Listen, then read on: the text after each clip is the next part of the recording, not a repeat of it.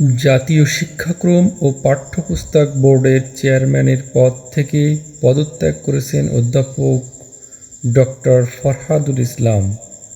দেশে অন্তর্বর্তীকালীন সরকার দায়িত্ব গ্রহণের পর বিভিন্ন মন্ত্রণালয়, দপ্তর ও অধিদপ্তরে ব্যাপক রদবদল এবং পদত্যাগের হিড়িক চলছে।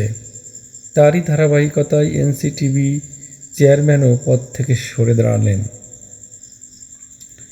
2022 সালের ফেব্রুয়ারিতে এনসিটিবির সদস্য অধ্যাপক ফরহাদুল ইসলামকে প্রতিষ্ঠানটির চেয়ারম্যান হিসেবে নিয়োগ দেওয়া হয়েছিল।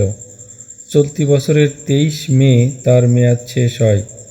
এরপর গত 28 জুলাই তাকে পুনরায় 1 বছরের জন্য চুক্তিভিত্তিক নিয়োগ দেয় সরকার। দ্বিতীয় মেয়াদে নিয়োগের 22 দিন পরই পদত্যাগ করতে বাধ্য হলেন অধ্যাপক ফরহাদুল ইসলাম।